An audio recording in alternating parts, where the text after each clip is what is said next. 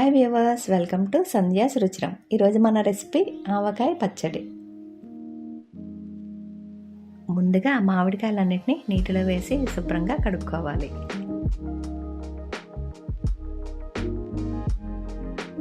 ఈ విధంగా కాయలన్నిటికి తొడుములు తీసి మరొకసారి కడుక్కొని పొడిగా ఉన్న క్లాత్తో తడి లేకుండా తుడుచుకోవాలి.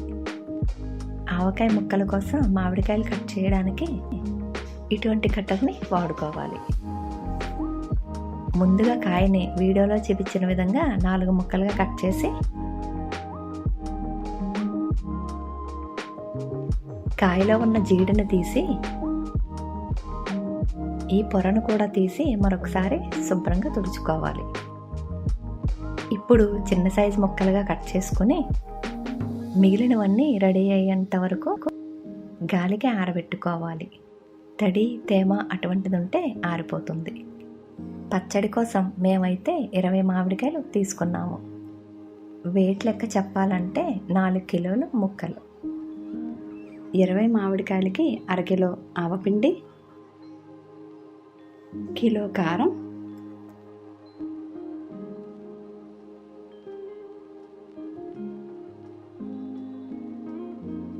ఎండలో పెట్టి పొడి చేసుకున్న కల్లుప్పు 1/2 కిలో, 1 గుప్పెడు మెంతులు, కొంచెం జీలకర్ర, 1/2 కిలో వెల్లుల్లి రేకలు వేసి పొడులన్నీ బాగా కలిసేట్టు కలుపుకొని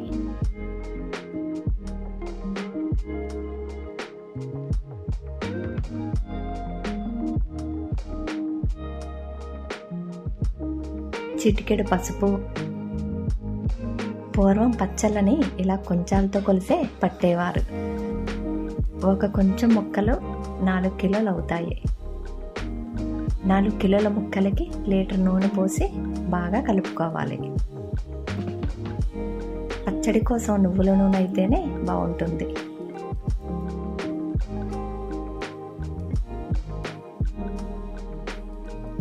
పొడులన్నీ ముక్కలుగా పట్టేలాగా బాగా కలుపుకొని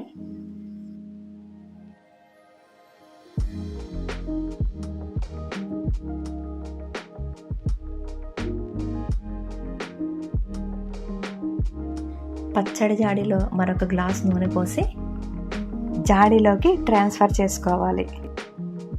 3 రోజులు అసలు కదల్చిన ప్లేస్లో పచ్చడిని పక్కన ఉంచుకుని 3వ రోజు ఒక్కసారి మూత తీసి చూడండి, మంచి స్మెల్ వస్తూ నూనె పైకి తేరుకొని ఆ మామిడికాయలో ఉన్న పులుపంతా బయటకు వచ్చి నోరు ఊరుతుంది కదా.